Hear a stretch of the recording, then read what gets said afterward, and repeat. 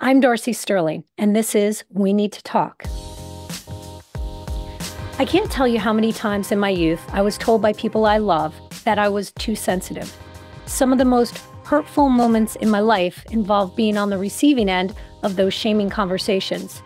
I was taking things the wrong way. I was feeling things too deeply. I was actually told once that it's as if my nerves sit on the outside of my skin instead of underneath. I suppose being a therapist wound up putting my sensitivity to good use.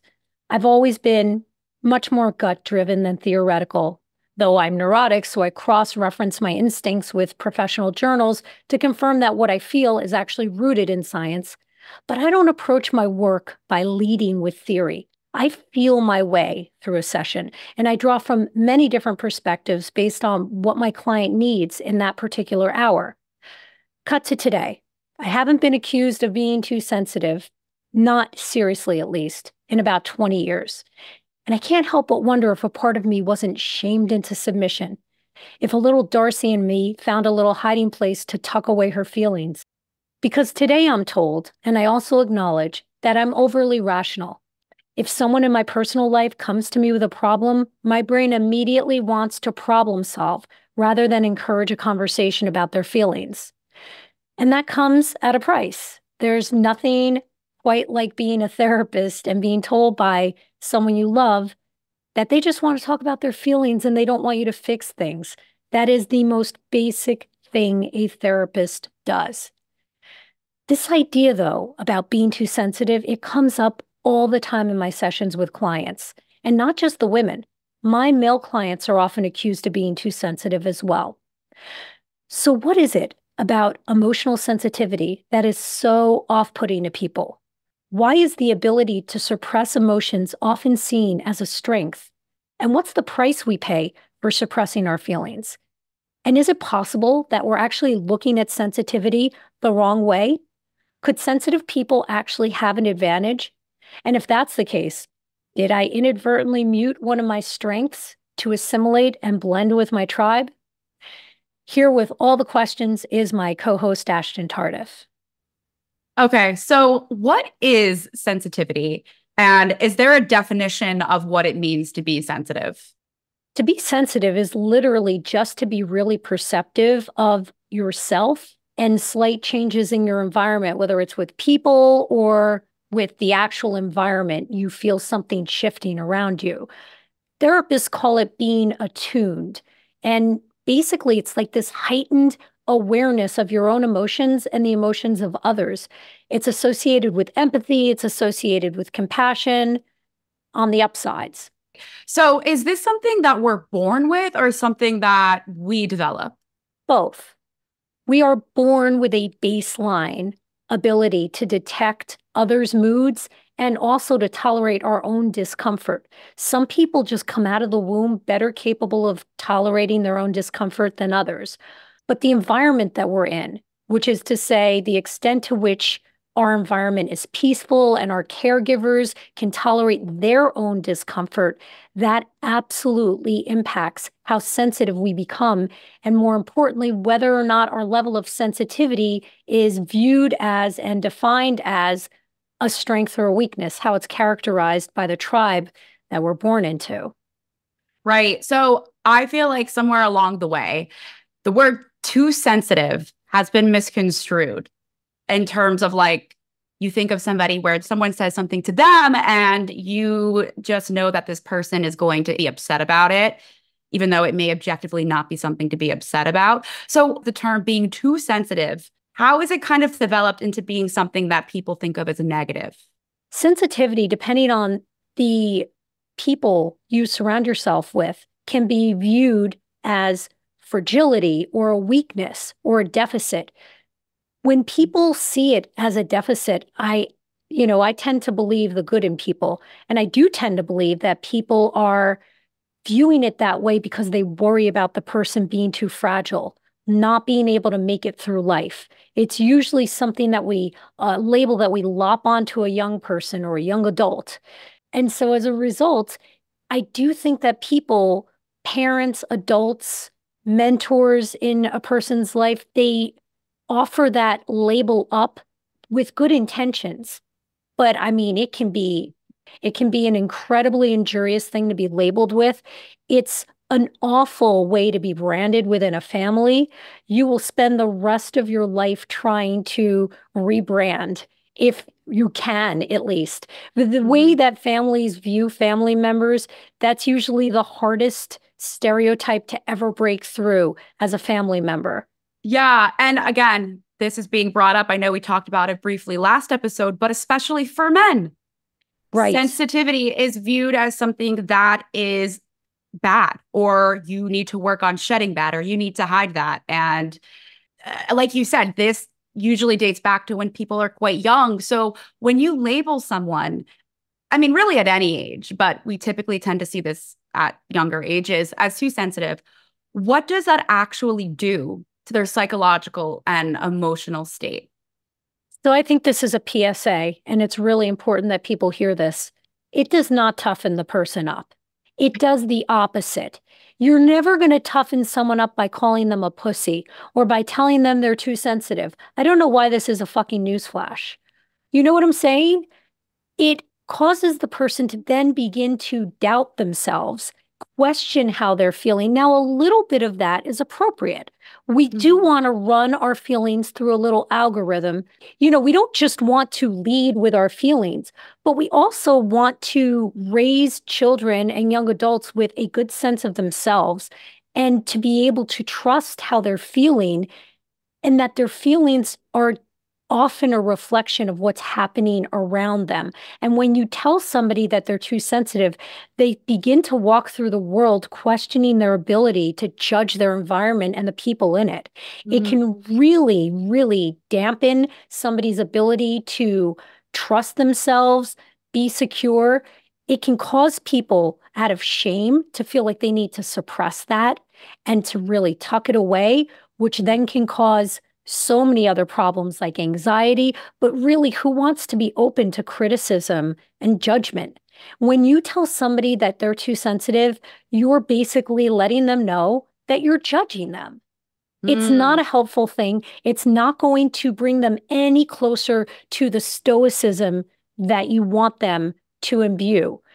People who say that generally want the person in front of them to be more resilient. They worry about their ability to bounce from hardship. They worry about their ability to tolerate distress. That's taking it from the most optimistic perspective. It can also cause people to withdraw from their close relationships. It can cause kids to move far away, not to want to be Mhm. around their family. Again, who wants to be exposed to criticism and judgment? Nobody does. So if you don't feel like you're being accepted for who you are, you're going to distance yourself. And moving on in life, that can cause people to want to avoid close relationships. It can certainly cause somebody to want to avoid intimate relationships. And it impacts mental health. Eventually, someone who is constantly told that they are being too sensitive is likely to try to dampen that sensitivity. How do we do that? We drink, we do drugs, we overwork, Yeah. we do all the addictive things that, maybe in small amounts are just fine for us, but there's a tipping point. And you're Yeah. really ensuring that the person who is hypersensitive feels so self-conscious about that, that they're really going to do their damnedest to try and untrain themselves from being hypersensitive if they have any social skills. Because Mhm. we all want to belong to the tribe and we don't want to do things that are going to cause us to be like booted out of the tribe. So let's flip the script. Can sensitivity be a strength? Yes, every character trait can be both a strength and a weakness. It becomes a weakness when it's dialed up too high in the wrong environment, but for sure, sensitivity can be a strength. When sensitivity is a strength, meaning you're not only sensitive about yourself, you're also plugged into how others are feeling, and you modulate yourself accordingly to accommodate the people in your life, not to turn yourself into Gumby or inside out or into a person that you're not. But there's a certain amount of co-regulation that we all do. Like if I'm hanging out with you and you have a splitting headache, I'm not like talking at my normal volume. I'm gonna modulate. I'm gonna slow it down a little bit. I don't want to add to the beating drum in your head. So there's a certain amount of being attuned to other people that is incredibly helpful in all of our relationships. So provided it's not just one direction, just to the self, and it's also applied outward, it can be a huge asset. Think about like leadership skills. Definitely you want your leader, a team leader, anybody in charge to be aware of how other people are feeling, how words are landing in meetings, what is going on with your other team members. The best leaders are aware of how their team members are feeling. And the same goes for compassion.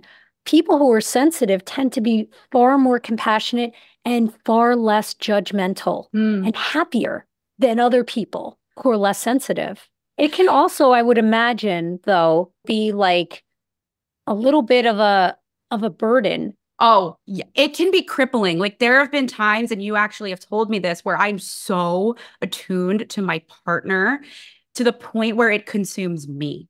And I am no longer able to discern between my state of being and theirs because I am so tuned into their radar and I'm picking it up and I'm carrying it.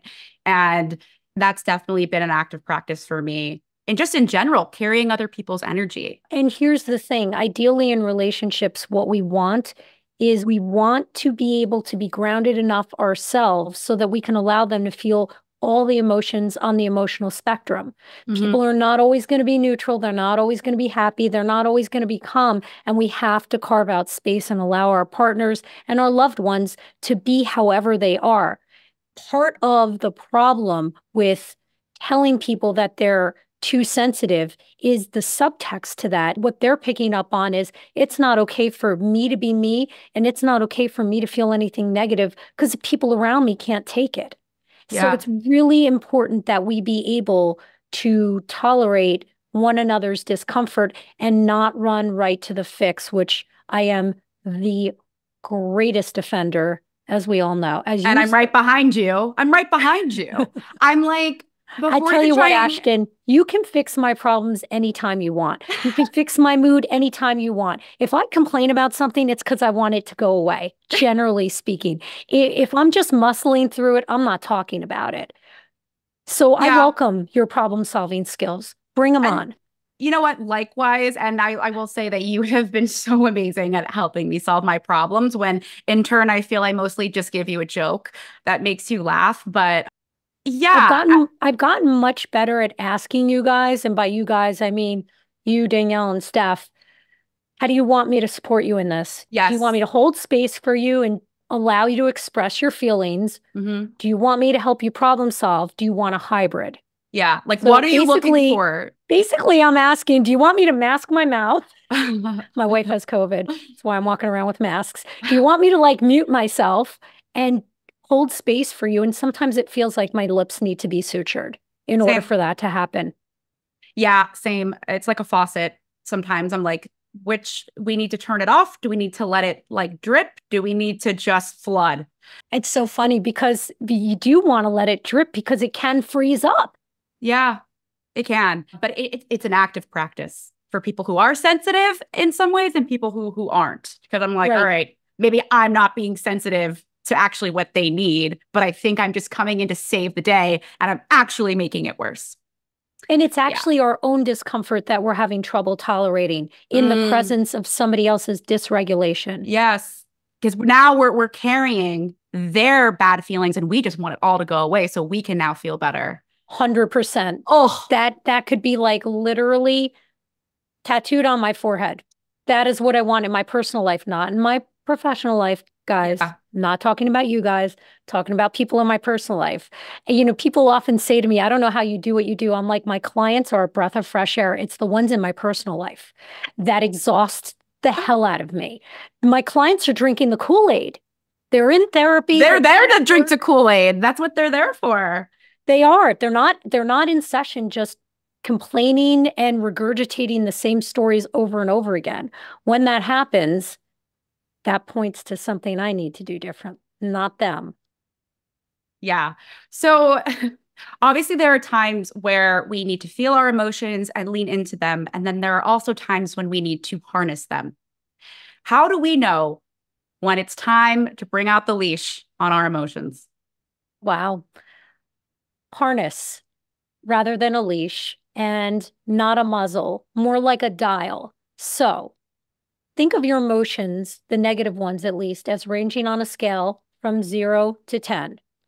0 is neutral on discomfort. 10 is the most discomfort or negativity you can feel on an emotion, the most intense you can feel, negatively speaking.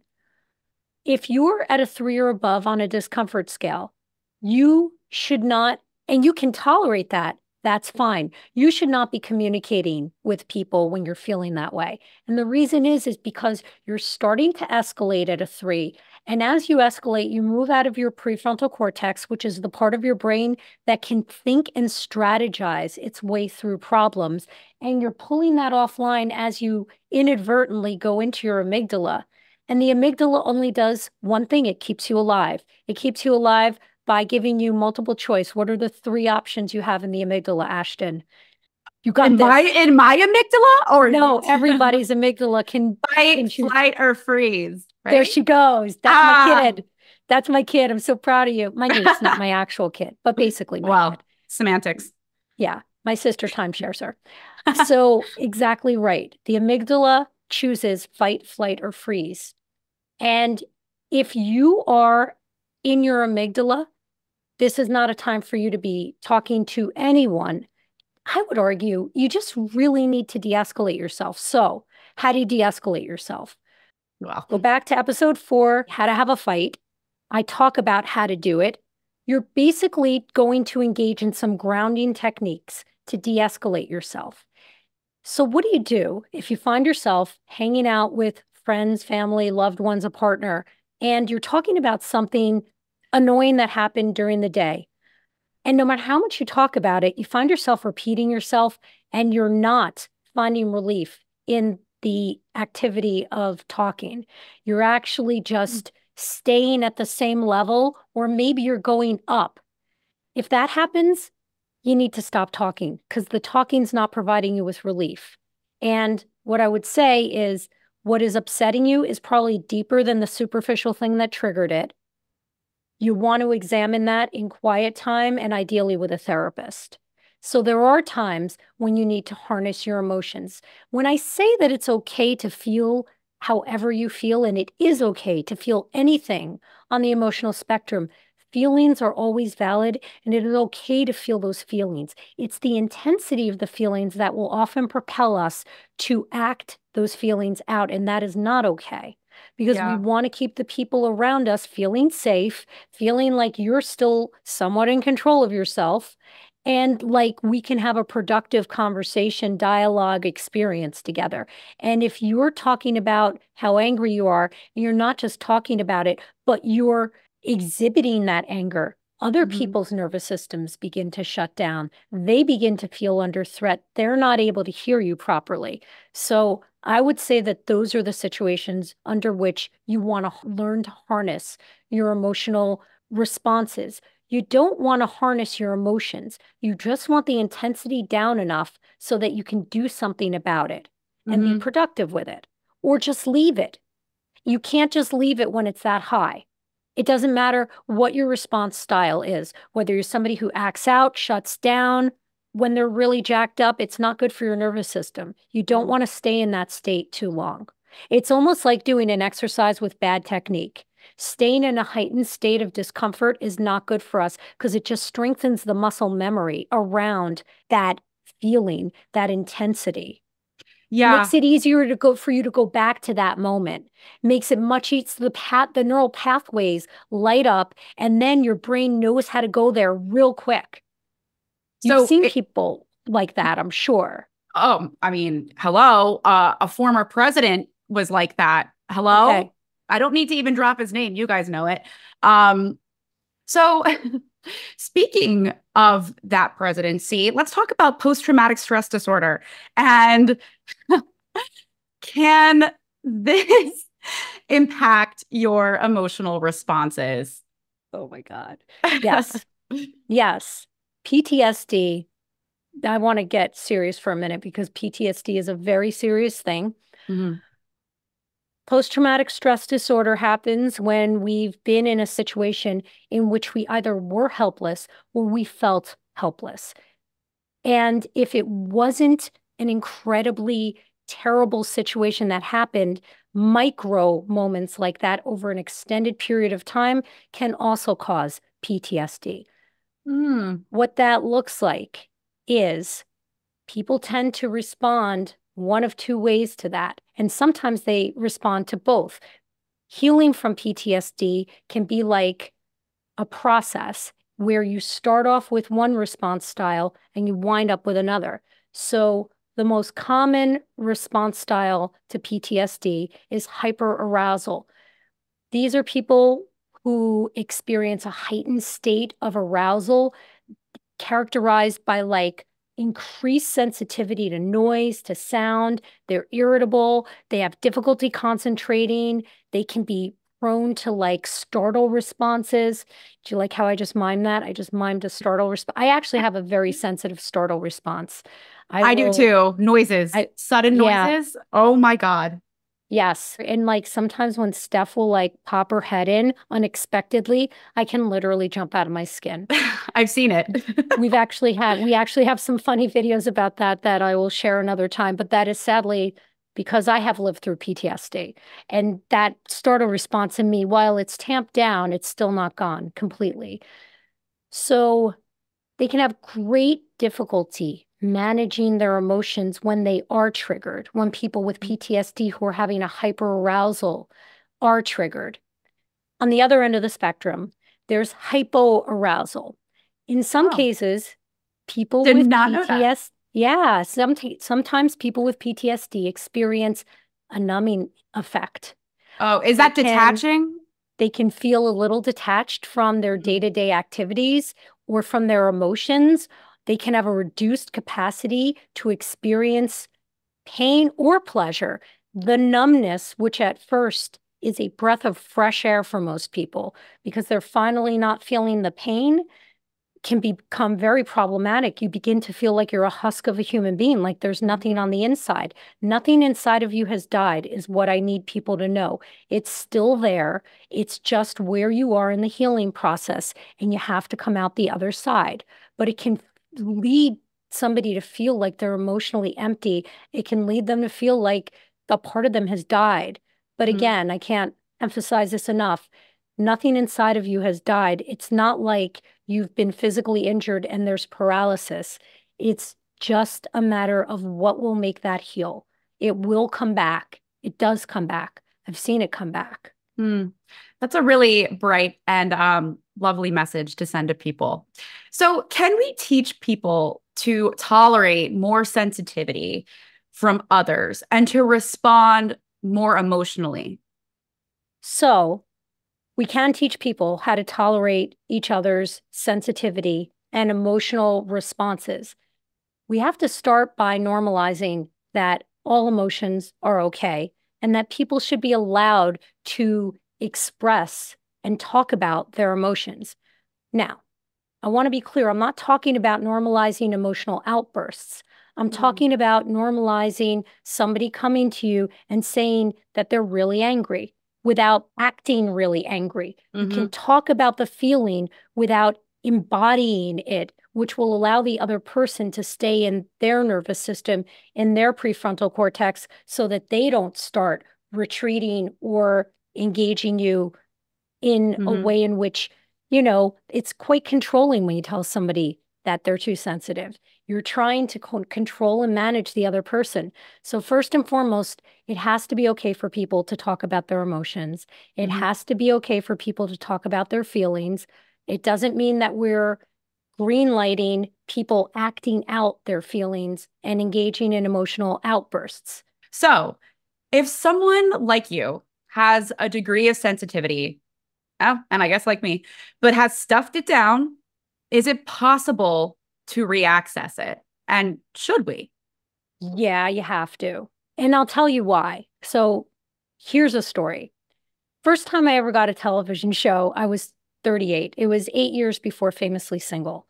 And the way it works is a production company films a really short trailer of the show, the concept, and then they shop that to networks. Now, at the time, I was just coming out of my divorce and I had severe PTSD, along with lots of other problems and diagnoses. But PTSD was the crux of it. But I was on the mend, but I was still coming out of it. Now, when you come out of something, it still feels like you're very much in it. And it can look like you're very much in it. So we filmed this really short trailer, and I get a call from the executive producer, and he tells me that he needs me to come in to refilm a bunch of different parts of this trailer, which I thought I had killed. And he tells me the reason is because I look flat. Now, I don't know, right? Shocking, right? Because I don't think of me as a flat person. I think of me as No. somebody who's quite transparent in her emotions, right? Yeah. And in fact, part of the reason I've allowed myself to be the person I am in session is because being in front of a stoic or stone wall when I've been the client of other therapists and they've not, their facial expressions don't change no matter what I report to them, has been so injurious and felt so antiseptic and unnurturing that I have really always wanted to look like a human being in the room. So I'm so astounded to hear this from this producer that I asked him to send me some clips so I can see what I need to correct. And I watch these clips and I definitely look like I'm sedated. I look like I'm overly medicated. I look flat as a pancake and I see exactly what he's talking about. And I realize, because I'm a shrink, what the problem is. The pain from the PTSD was so severe that I suppressed my emotions. I spent years trying to suppress the emotions that I was on a roller coaster ride with, could not get away from. And in doing that, I tamped down all my emotions. You can't get rid of the negatives without getting rid of the positives. As one goes down, the other goes down also. As one comes up a little bit, the other comes up. And I realized that if I wanted any chance of having a TV show, that I was going to have to basically quit the therapy that I was in, which was quite ineffective. And I was going to have to apply some of my own tools because I had taught people who had been through PTSD how to re-experience their emotions. And I share that story with you to say that I personally have been able to come out the other side. I've walked at least 24 clients through the same process. And here's what it looks like. Most people are going to need to do this in tandem with a therapist. They're not going to be able to do this on their own. But I'm going to give you the overview and maybe share the episode with your therapist. And the therapist can help walk you through it. Essentially, what you want to do is you want to slowly expand your window of tolerance. Your window of tolerance is the range of emotions and intensity of emotions and physiological arousal in your body that you can tolerate while staying in the part of your brain that can think and can still engage in your daily activities. So when you're in your window of tolerance, you can still think clearly, you can make decisions, you can engage in relationships appropriately. We want to take that window of tolerance, which for people who were like I was, my window of tolerance was this big. I could tolerate this much. And you want to expand it slowly over time. For most people, the easiest way to do this is to begin learning grounding techniques that they can use, coping techniques that bring you calm, that you can use when you're distressed or a little escalated. You'll be more willing to feel the negative emotions if you know that you have tools that will work to help you de-escalate. So again, go back to episode 4, How to Have a Fight, where I teach you how to de-escalate yourself. And maybe we'll have a dedicated conversation just on that topic, how to de-escalate yourself. But for now, the key is to identify grounding techniques so you feel confident that when you're beyond your window of tolerance, you know how to self-soothe. Over time, you expose yourself to mild triggers that become more moderate, that become a little bit more stressful, and you use your grounding techniques to return to neutral. You rinse and repeat that over time, and you expand your ability to tap into all your feels. As you begin to tap into more of your negative feelings, you're going to notice that you can feel more of the positive feelings, because as one unfreezes, so does the other. But I want to make sure that that made sense to you because that was really complex. Did it? Yeah, that makes sense to me. But I think that, and maybe we can do another episode about this, that is assuming that people have concrete grounding techniques because a lot of people don't. They just have coping techniques that aren't healthy. So maybe you can like quickly list off some grounding techniques. You don't need to explain them, but maybe just list them. So for someone listening, they can be like, okay, yeah, I can do that. So when we're escalated, we want to have the ability to calm ourselves down. Grounding techniques give us that ability. There's three really fast ways to change your emotional state. Music. Music is medicine. Beyonce, this is for you. It is there for you when you need it. People need to have 2 or 3 songs that always put them in a great state. I used to do this before auditions. I used to do this before really intense things that would happen in my life. Basically, those were just, TV auditions and things like that. I would have a playlist that I could always listen to that would make me feel like I could run through a brick wall. Everybody needs that, whether it's something that energizes you or calms you. What you don't want is the depressive playlist that puts you in the fetal position and makes you want to sit in the corner rocking back and forth. That is not the kind of thing I'm talking about here. I'm talking about the kind of music that always puts a smile on your face. So music is one of the fastest ways to change your emotional state. The second fastest, they're not in order, just to be very concrete.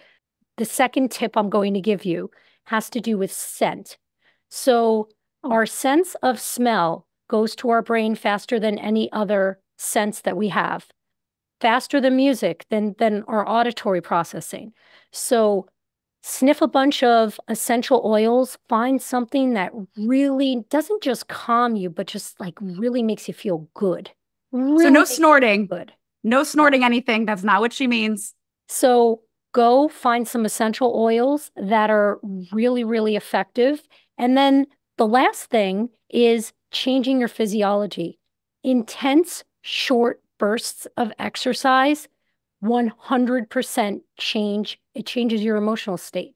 So back on episode 4, how to have a fight, I walk you through how to use exercise to do this.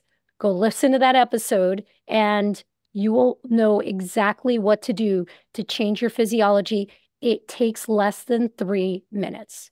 Less than 3 minutes. But you have to do it. The best tools in the world, they only work when you do them. Yeah. You have to use the tools. So for my coworkers, when you hear me or see me doing jumping jacks in the stock room, just know I'm regulating and grounding myself so I can respond to emails. Okay, so in a similar vein to what we just talked about, if we feel like we are too sensitive and want to change, what are some ways that we can manage our emotions and regulate our sensitivity without completely changing the person that we are to our core? So learning how to manage your emotions, which is basically what a sensitive person wants to be able to do. You don't want to stop feeling the things that you feel. You want greater control around how, when, and why you express your feelings so that you are the one in control and you're not being controlled by your emotions. I can't underscore this enough.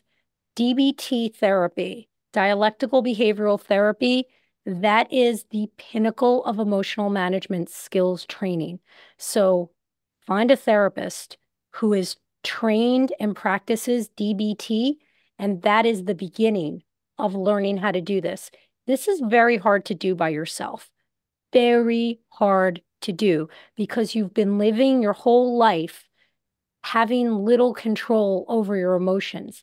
But big picture, this is what it looks like. You start by identifying your triggers, your greatest triggers.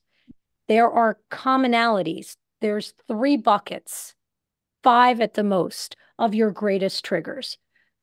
Maybe start by listing everything that upsets you over the course of 2 weeks, every time you're upset, and then put those into 3 to 5 buckets.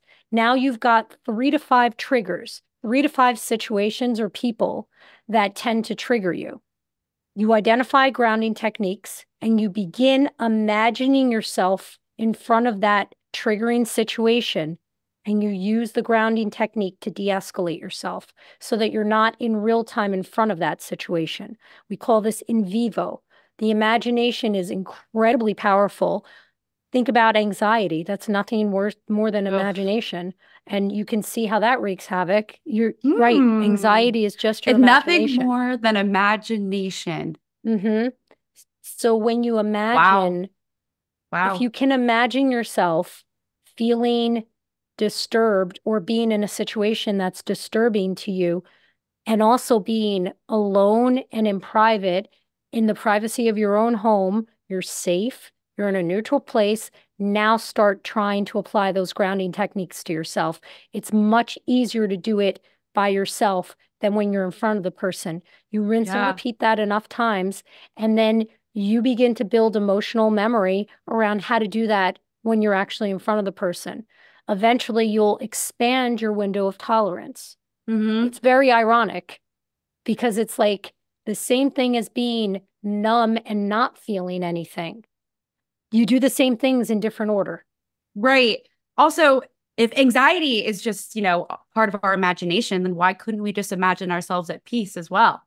Because I feel like some people think peace is detaching, it is numbness, but it's not, because being numb is not at peace. It's just the lack of anything. You're so smart. It's true. This literally just came to me and I had to say it out loud so I didn't forget it. I will be journaling about this right after we log off here. I'll tell you what, when I was trained in positive psychology, one of the things, I've always been a therapist who liked to give my clients therapy goals. So I knew what I'm supposed to be doing in the session. Um, Keep both of you in check.